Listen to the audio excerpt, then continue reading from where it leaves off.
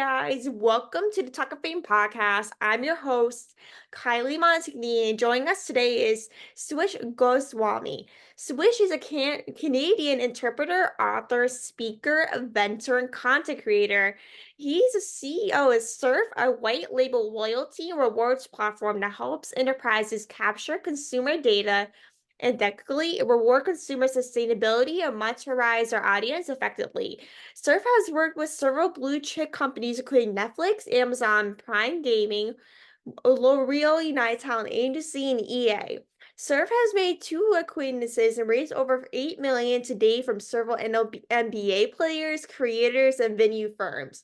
Surf has been featured in several publications, including the BBC, TechCrunch, WSJ, and etc.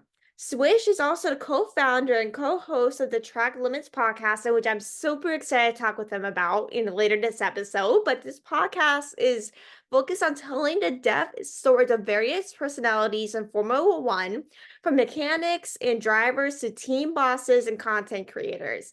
Swish has released a book, The Young Interpreter, under the Kogan page in French and several languages.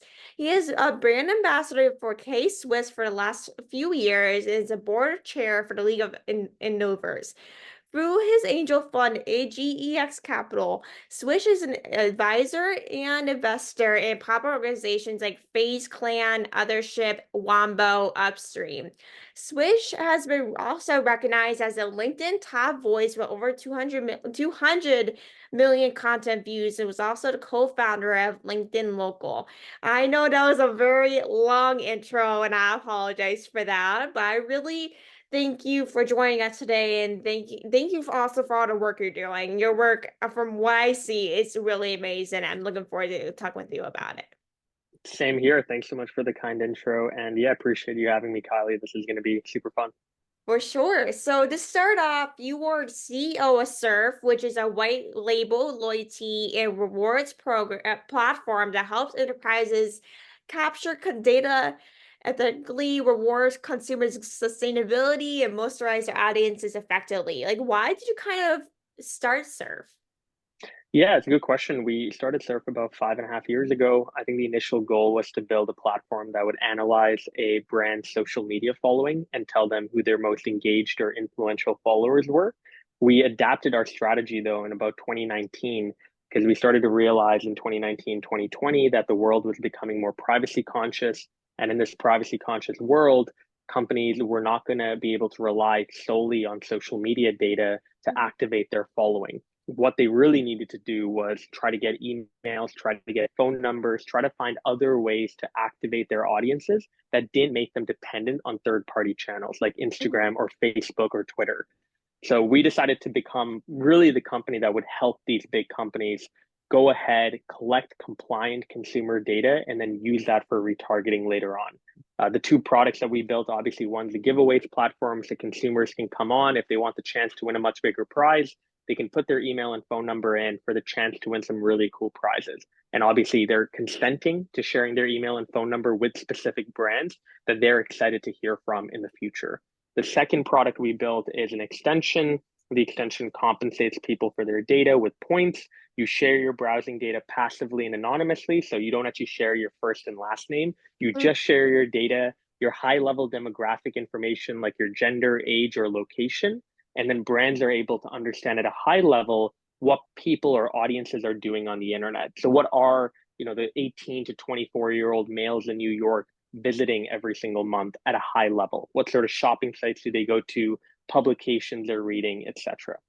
Ooh, that's actually very smart. I like once I came across this when I was researching your work, and I was like, I've never seen this before. Is it something like I'm not a data person? Like I know nothing. And once I saw this, I'm like, oh my gosh, this is a genius thing.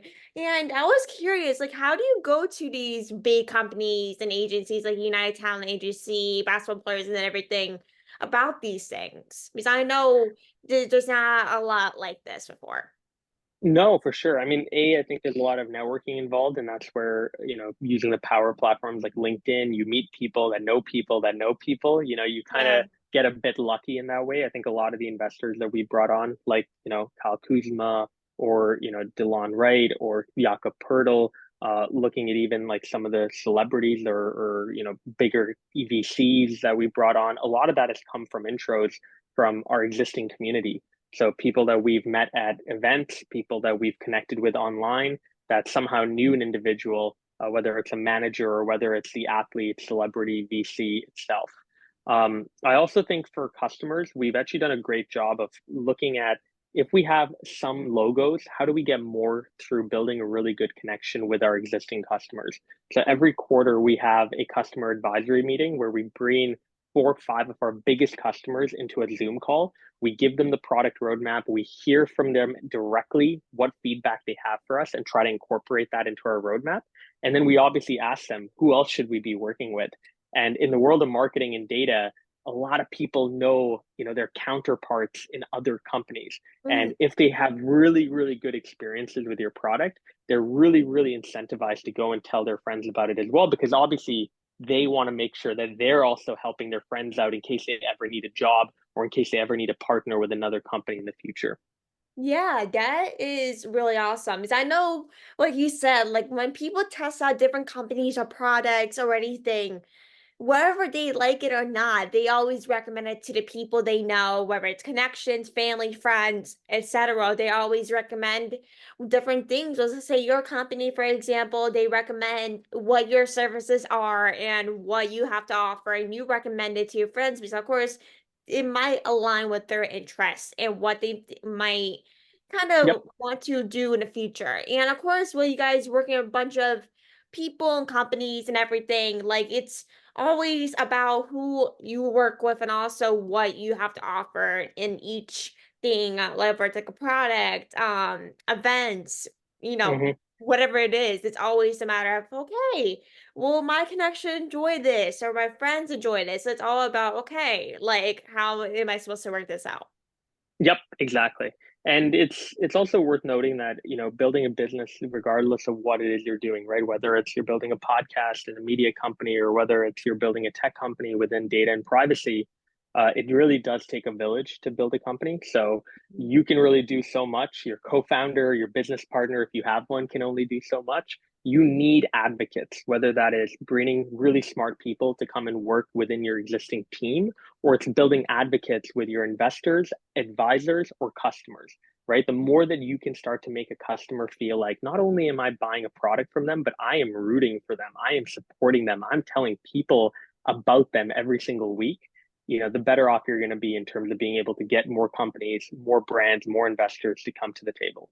That's so well said. And of course, with the reward enterprises with Surf, like how does like Surf reward enterprises capture consumer data?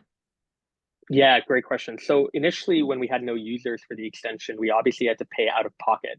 So as a company, we raised money and we decided, we're going to try to get to 50,000 users on the extension and we're going to reward people out of pocket. So if you go and you redeem a $10 Amazon gift card, that's coming from our bank account directly.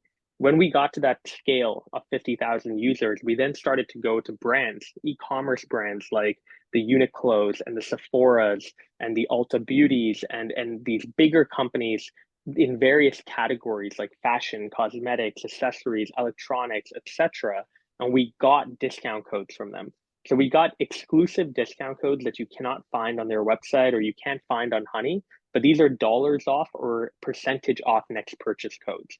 So we were able to, for example, get Reebok on board and they provided a $20 off next purchase code.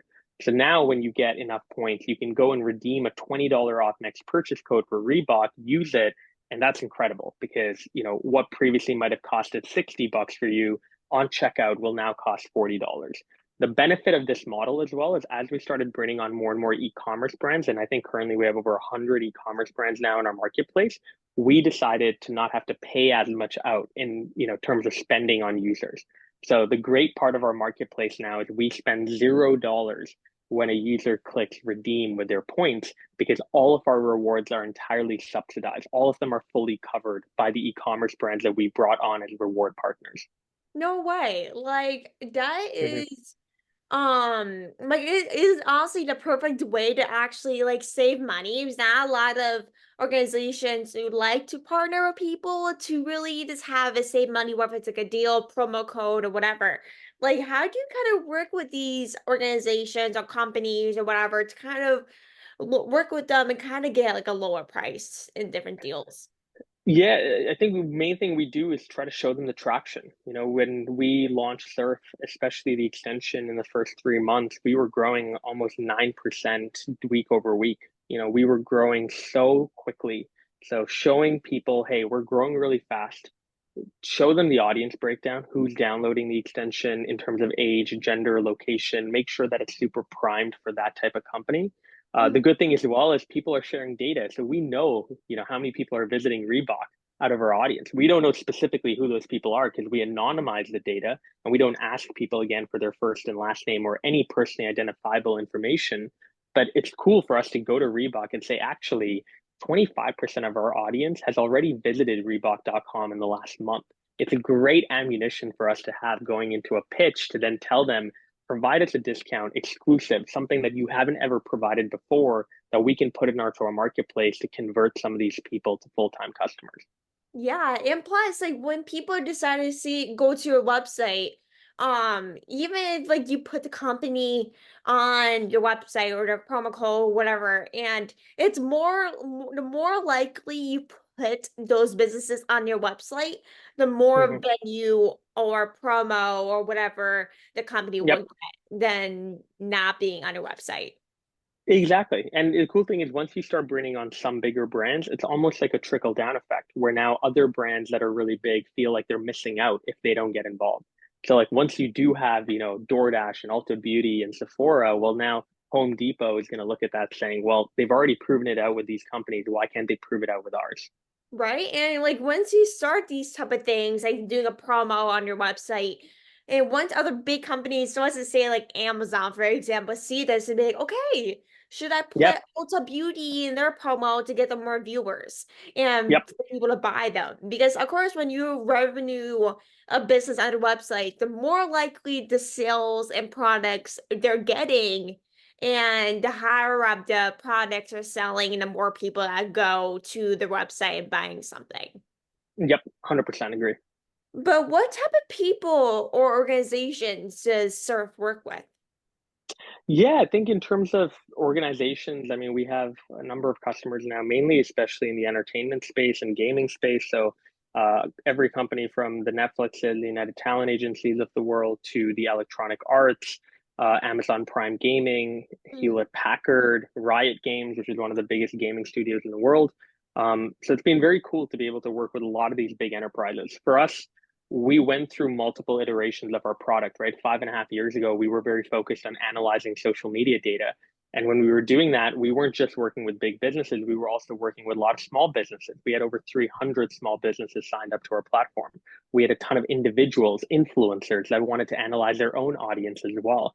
But I think as we've started to mature as a company and as we started to become very focused on this is the type of segment of data that we really want to be the best at, we started refining the type of customers that we have to make sure that they fit what exactly we're providing as an offering.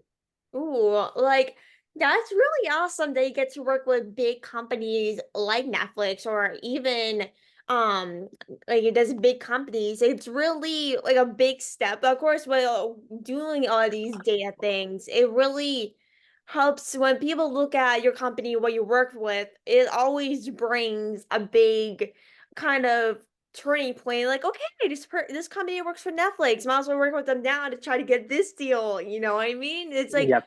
we're working these companies. It always brings like, okay, like, well, how is this company work for Netflix? Like, how is this even possible? Which is awesome.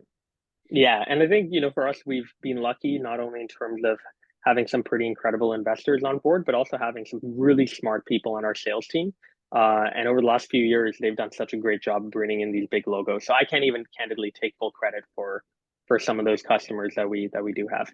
And to bring up your podcast, you are the co-founder and co-host at Track Limits Podcast. And the Mhm. podcast is focused on telling the in-depth stories of various personalities in Formula One, from Yep. mechanics and drivers to team bosses and content creators, basically everyone that's involved, which is awesome. But what type of stories does the podcast entail? Yeah, it's always very interesting. When we do the podcast, we hear different types of stories. Sometimes we hear stories of specific moments that a driver might have had or a team boss might have had during a race, what was going through their mind that perhaps they don't share in kind of a formal interview, but they're more likely to share with us because it's a lot more casual, it's a lot more laid back. Mm-hmm. We also sometimes hear from content creators about times that they wanted to quit.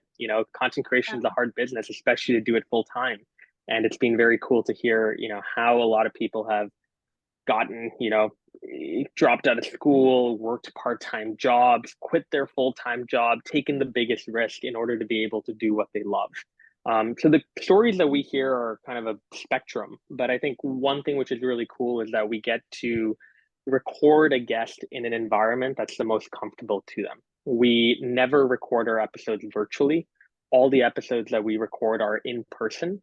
We go to where our guests are located, whether it's, in Europe or whether it's in Asia or whether it's in North America. We'll fly to wherever we need to go in order to get a guest on board.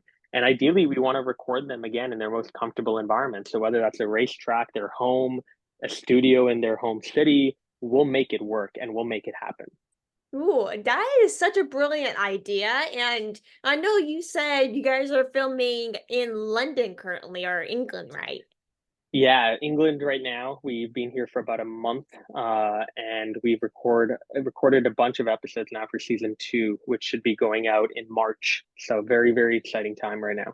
Very exciting. I know I've been listening to season one. I'm not finished with all, but I listened about half, and Mhm. all the interviews are really amazing. And I'm a big sports fan, especially I'm starting to get into Formula One. So once I found out you interview Formula One people, I'm like, this is the podcast for me. Like, this is perfect.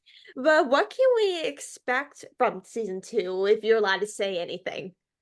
Yeah, 100%. I obviously can't reveal names for season two, but you definitely can say that season two will be a lot bigger and better. I think there's a lot of things that we've learned from season one that we're incorporating into season two. Number one, we've heard a lot of feedback from people in terms of guests that they want us to have, and I think we've done a good job of putting together a pretty compelling roster of guests that come from different worlds, but are definitely the best at what they do.